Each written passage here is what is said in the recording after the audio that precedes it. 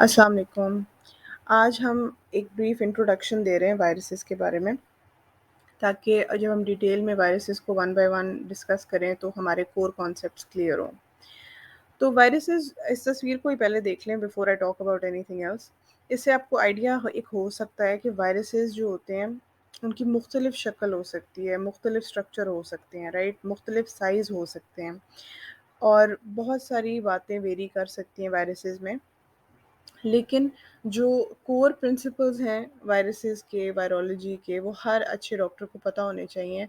क्यों? क्योंकि इसके साथ हमारी अंडरस्टैंडिंग ऑफ द डिज़ीज़ जो वो वायरस कराता है, वो एनहांस होती है और हम इस बीमारी को बेहतर मैनेज कर सकते हैं और बेहतर उसको हम ट्रीट कर सकते हैं, अगर हमें एक अंडरस्टैंडिंग हो बहुत अच्छी कि वायरस जो होता है वो ऐसे क्यों कर रहा है, ठीक है? उसका क्या प्रोसेस है और उसकी क्या टेक्निकलिटीज़ हैं। तो जनरली स्पीकिंग जो वायरस होते हैं ना, वो अलाइव नहीं होते। क्यों? क्योंकि वो एनर्जी लेस होते हैं और बेसिकली एक वायरस एक अपॉर्चुनिटी की तलाश में ही होता है कि जब उसको सेल मिलेगा अप्रोप्रिएट, वो उसको इन्फेक्ट करेगा और उसके बाद it is going to make multiple copies of itself, ठीक है? अब ये ऐसे क्यों करता है? क्योंकि वायरस जो होता है ना, उसके अंदर जेनेटिक कोड तो होता है अपने आप की कॉपीज़ बनाने का, लेकिन उसके पास वो मशीनरी नहीं होती जिसके साथ वो अपने आप को मल्टीप्लाई कर सके। इसलिए आप सोच सकते हैं कि जिस तरह एक सेल को हॉस्टेज लेके उसकी मशीनरी को वो यूज़ करता है अपने आप को मल्टीप्लाई करने के लिए, ठीक है? वायरसेस का स्ट्रक्चर बहुत सिंपल होता है for in the basic sense of course. वो ये है कि इनके अंदर एक जीनोम होता है। जीनोम यानी जेनेटिक मटेरियल, वो डीएनए हो सकता है, वो आरएनए हो सकता है, ठीक है? लेकिन कुछ ना कुछ होता है और वो कवर होता है विद अ कैप्सिड जो कि एक प्रोटीन कोट होती है। ये इसका बेसिक तरीन जो है ना स्ट्रक्चर है। क्या? जेनेटिक मटेरियल और उसकी covering which is a capsid. Viruses के अंदर कोई ऑर्गेनेलीज़ नहीं होते, कोई राइबोसोम्स नहीं होते। कभी-कभी वायरसेस के ऊपर एक और लेयर होती है, ठीक है? जिसके बारे में हम बाद में डिटेल में बात करेंगे। वो लिपिड बाइलेयर हो सकती है, वो कैप्सिड के ऊपर होती है, ठीक है? उसके अलावा ये कि कुछ वायरसेस जो होते हैं, अपने साथ कुछ एंजाइम्स और प्रोटीन्स कैरी करते हैं, जो उनकी डुप्लिकेशन में इम्पोर्टेंट हों। इट्स इम्पॉर्टेंट टू क्लैरिफाई कि वायरस के अंदर या डीएनए या आरएनए होता है, दोनों चीज़ें नहीं हो सकती। इस डीएनए आरएनए के अंदर इंस्ट्रक्शंस होते हैं ताकि इसके मिलियंस ऑफ क्लोन्स बन सकें, ठीक है? और जैसे कि मैंने कहा कि वो होस्ट सेल की सिंथेटिक मशीनरी को यूज़ करते हुए अपने आप को क्लोन करता है। Viruses are not cells and they are not capable of independent replication और जनरली स्पीकिंग लाइट माइक्रोस्कोप के साथ ये नहीं देखे जा सकते क्योंकि ये बहुत ज़्यादा छोटे होते हैं। अब हम थोड़ा सा डिस्कस करते हैं वायरल मॉर्फोलॉजी को। तो जैसे कि मैंने कहा कि सेंटर में एक न्यूक्लिक एसिड होता है, जीनोम होता है और वो डीएनए या आरएनए हो सकता है। उसके अराउंड कैप्सिड होता है और कैप्सिड की डिफरेंट शेप्स हो सकती हैं विच वी विल डिस्कस, और उसके बाद एक एनवेलोप में और मे नॉट बी प्रेजेंट, लेकिन इसको यहाँ पे मैंने शो किया हुआ है। और एनवेलोप के ऊपर फर्दर प्रोटीन्स भी हो सकती हैं। तो न्यूक्लिक एसिड की बात कर लेते हैं। Very simple, nucleic acid DNA है या आरएनए है और उसी की बेसिस के ऊपर हम वायरसेस को क्लासिफाई कर सकते हैं। जैसे ये हम कह सकते हैं कि ये एक डीएनए वायरस है और ये एक आरएनए वायरस है। फर्दर इसकी क्लासिफिकेशन ये हो सकती है कि वो सिंगल स्ट्रैंड भी हो सकता है, डबल स्ट्रैंड भी हो सकता है, लूप भी हो सकता है, लीनियर भी हो सकता है, सेगमेंट्स की शक्ल में हो सकता है या एक कॉन्टिन्यूस स्ट्रैंड भी हो सकता है, ठीक है? तो इसके हिसाब से क्लासिफिकेशन फर्दर हो सकती है। तो अब थोड़ा-सा बात करते हैं आरएनए वायरसेस के बारे में। आरएनए वायरसेस जो होते हैं ऑफ कोर्स उनका जेनेटिक मटेरियल आरएनए है और इसमें 2 मेन कैटेगरीज़ हैं which is positive and negative stranded. अब इसका क्या मतलब है? अक्सर सुनने में आता है कि ये फलाना वायरस है, ये पॉज़िटिव आरएनए है इसके अंदर और इसके अंदर नेगेटिव आरएनए है। बेसिकली पॉज़िटिव स्ट्रैंडेड आरएनए का मतलब है कि इसका आरएनए बिल्कुल मैसेंजर आरएनए की तरह है। यानी कि जब ये वायरस होस्ट सेल के अंदर आ जाता है, तो ये इमीडिएटली जैसे मैसेंजर आरएनए को रीड करके ट्रांसलेट किया जाता है, इसी तरह इसको इमीडिएटली रीड करके इसके अकॉर्डिंग प्रोटीन्स जो हैं वो ट्रांसलेट करके बन जाते हैं। नेगेटिव स्ट्रैंडेड आरएनए जो होता है ना वो इतना सिंपल नहीं होता, इन द सेंस कि इस नेगेटिव स्ट्रैंड को होस्ट सेल की मशीनरी इमीडिएटली ट्रांसलेट नहीं कर सकती।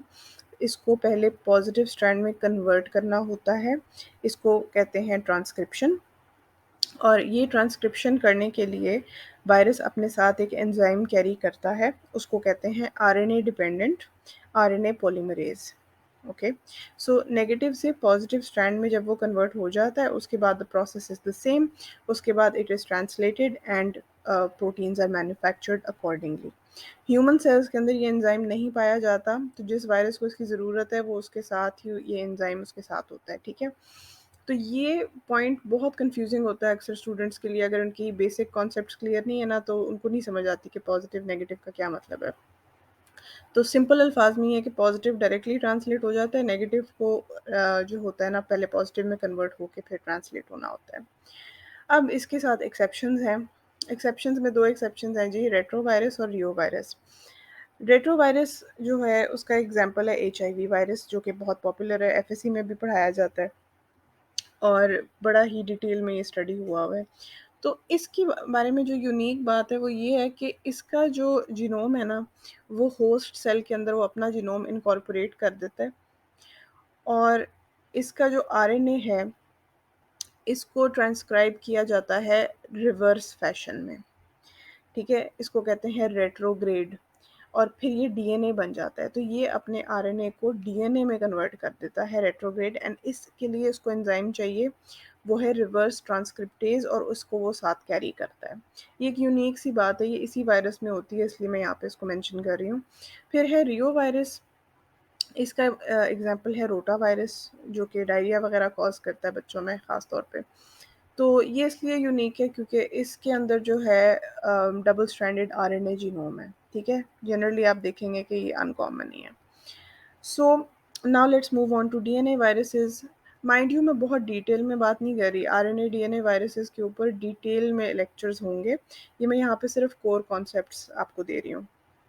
तो ये डीएनए वायरस जो होता है उसका जीनोम ऑब्वियसली डीएनए है, और अनलाइक आरएनए, डीएनए को हम डायरेक्टली ट्रांसलेट नहीं कर सकते टू मेक प्रोटीन्स, ठीक है।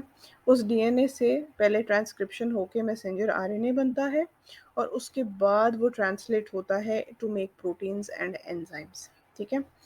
तो ज़्यादातर जो डीएनए वायरसेस हैं उसमें नेगेटिव स्ट्रैंड भी होता है और पॉजिटिव स्ट्रैंड भी होता है। हम उस स्ट्रैंड को पॉजिटिव कहते हैं विच इज़ रेड, ठीक है। तो जिस स्ट्रैंड को रीड किया जाता है वो पॉजिटिव है, और जो दूसरा स्ट्रैंड जो रह जाता है वो नेगेटिव स्ट्रैंड कहलाता है, और वो इग्नोर हो जाता है, ठीक है। एक ही स्ट्रैंड ट्रांसलेट होता है, आई मीन।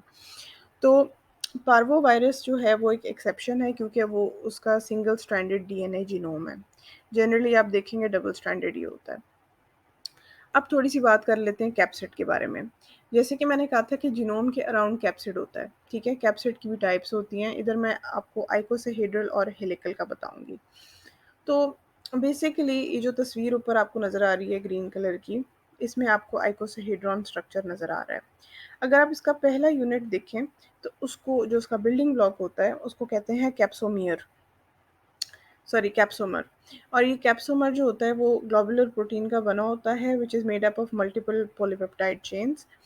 और ये जो कैप्सोमर है ये ऐसे अरेंज होता है कि एक इक्विलैटरल ट्रायंगल बन जाता है, या सेकंड जो है ना ट्रायंगल आपको नज़र आ रहा है, ये इसकी बात मैं कर रही हूँ।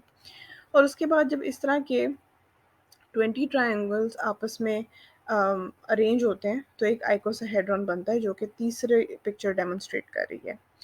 तो डीएनए और आरएनए जो होते हैं they can be packaged in आइकोसाहेड्रल capsid. उसके अलावा हम बात करते हैं हेलिकल के बारे में। हेलिकल की भी पिक्चर यहाँ पे प्रोवाइडेड है। तो इसका जो प्रोटीन कैप्सोमर है, they are bound to RNA and always RNA, because only RNA viruses have helical symmetry. ये बहुत इंपॉर्टेंट बात है, आप किसी डीएनए वायरस में हेलिकल कैप्सिड नहीं देखेंगे, ठीक है। तो protein capsomers are bound to RNA, ठीक है, and coiled into helical nucleoprotein capsid. Most of these assume a spherical shape, ज़्यादातर एक स्फीयर होते हैं except for rhabdovirus जो कि रेबीज वायरस होते हैं जिसकी बुलेट जैसी शेप होती है। अब थोड़ी सी बात कर लेते हैं एनवेलोप के बारे में। जैसे कि मैंने कहा एक थर्ड लेयर भी हो सकती है, थर्ड स्ट्रक्चर भी हो सकता है अराउंड द कैप्सिड, उसको एनवेलोप कहते हैं। कुछ वायरसेस में होता है, कुछ में नहीं होता। ये बेसिकली होता क्या है कि ये लिपिड बाइलेयर होती है, मेम्ब्रेन होता है, जैसे हमारा साइटोप्लाज्मिक मेम्ब्रेन होता है। इनफैक्ट ये डिराइव भी इसी तरह होता है। जिस सेल को वायरस इन्फेक्ट करता है ना, जब वो उस सेल को डिस्ट्रॉय करके मतलब उसको फ्रेगमेंट करके पीसेस करके फर्दर इन्फेक्शन कराता है, तो उसका जो मेम्ब्रेन का पार्ट है उसमें से वो ब्लेब आउट करता है और वो उसको अपना हिस्सा बना लेता है। ठीक है, यानी कि it is acquired from the host cell और न्यूक्लियर मेम्ब्रेन जब वो वायरस वहाँ से बर्ड ऑफ हो रहा होता है। ठीक है, तो अगर वायरस के ऊपर एनवेलोप है तो उसको एनवेलोप्ड वायरस कहते हैं, और अगर नहीं है तो उसको नेकेड या नॉन एनवेलोप्ड वायरस कहते हैं। ठीक है, तो जनरली देखा गया है कि बहुत सारे एनवेलोप्ड वायरसेस के ऊपर ग्लाइकोप्रोटीन्स होते हैं और उनका मकसद ये होता है कि वो आपको होस्ट सेल के साथ अटैचमेंट में मदद करते हैं। एनवेलोप्ड वायरसेस के बारे में जनरली एक ऑब्जर्वेशन है कि ये ज़्यादा सेंसिटिव होते हैं to heat, drying, detergents and lipid solvents like alcohol and ether. Now will talk about viral proteins a little bit. तो वायरल प्रोटीन्स जो होते हैं ये they are found on some viruses. तो कैप्सिड जो होता है वो it's one of the viral proteins, और जैसे कि मैंने आपको बताया कि वो जीनोम को प्रोटेक्ट करता है। ठीक है, इसके अंदर जीनोम होता है। फिर वायरस की सरफेस पे प्रोटीन्स हो सकते हैं जिनका मकसद होता है attachment to the host cell. तो इसका एक बहुत बड़ा रोल है in species and organ specificity. Outer viral proteins की एक और इम्पोर्टेंस ये भी है कि ये एज एंटीजन एक्ट करते हैं और इनकी वजह से हमारी बॉडी में इम्यूनिटी डेवलप होती है, न्यूट्रलाइजिंग एंटीबॉडी बनती है और साइटोटॉक्सिक टी सेल्स एक्टिवेट होते हैं टू किल दीज सेल्स। ठीक है, तो ये एक पोटेंट एंटीजन है। फिर जो सीरो टाइप टर्म जो हम कहते हैं ना कि वायरस की टाइप्स हैं, जैसे मीजल्स की एक टाइप है, पोलियो की 3 टाइप्स हैं, राइनो वायरस की बहुत सारी टाइप्स हैं, 100 टाइप्स हैं। तो ये सारा क्लासिफिकेशन जो होती है it is based on the surface antigen. ठीक है, उसमें फ़र्क होने की वजह से इनकी टाइप्स होती हैं।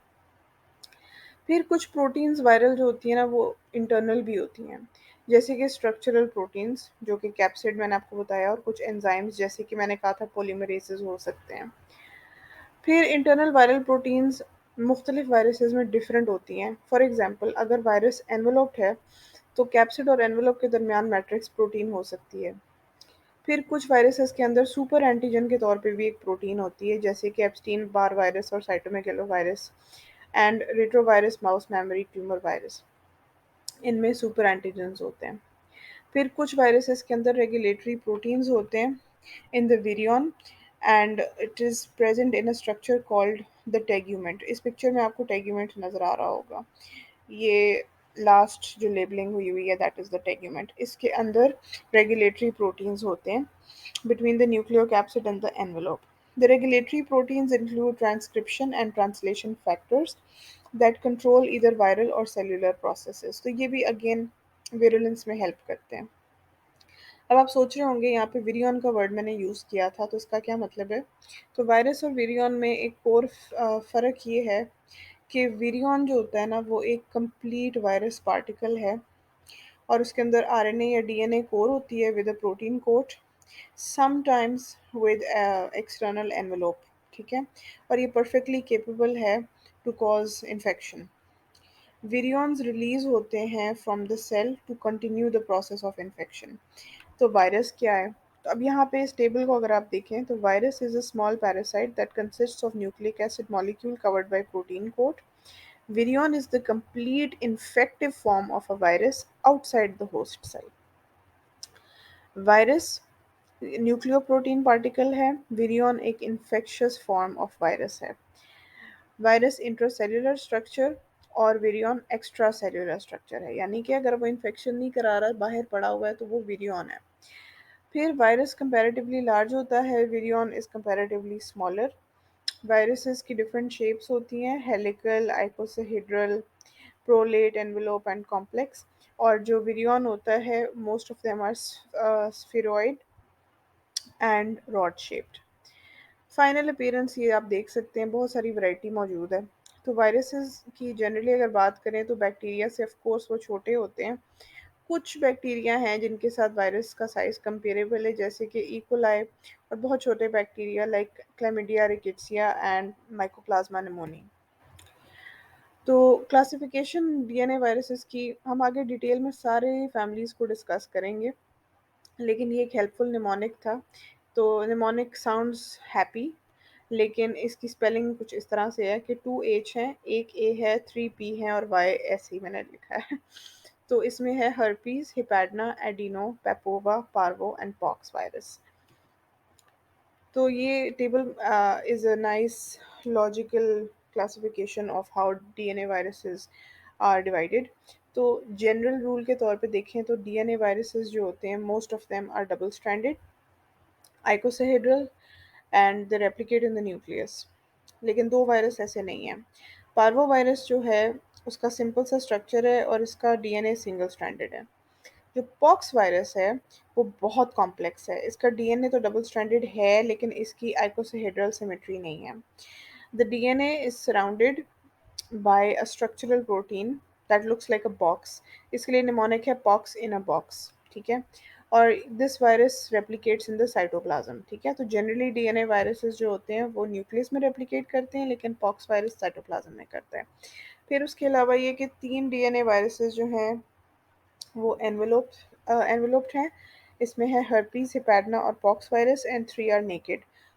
तो अगर आप नेकेड वालों के लिए निमोनिक याद कर लें, पैप, PAP, तो आपको एनवेलोप्ड ऑटोमेटिकली एक्सक्लूजन से आपको याद रह जाएंगे।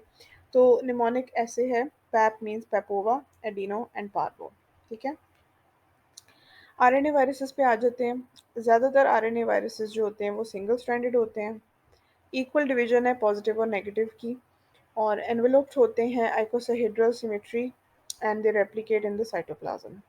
Their names are Toga, Corona, Retro, Picorna, Kelsey, Rio Flavi, Orthomixo, Paramixo, Rhabdo, Bunia, Arena and filo. अगर आप डीएनए वायरसेस याद रख लेते हैं तो एक्सक्लूजन से आप ये याद रख सकते हैं।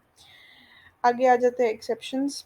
रियो वायरसेस, जैसे कि मैंने मेंशन किया था, डबल स्ट्रैंडेड हैं।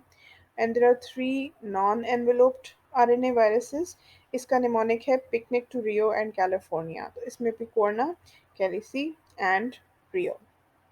And 5 of them have icosahedral symmetry, and rhabdo जो होता है वो bullet shaped होता है। 2 of them undergo replication in the nucleus, that is retro and orthomixo। ठीक है। And that's it. I hope कि आपको बेसिक वायरस के बारे में आपको इन्फॉर्मेशन मिली है, and you looking forward to further lectures. If you like this video, please like, comment, share and subscribe to my channel, and follow me on Instagram and Facebook, and I'll be back with another video. Allah Hafiz.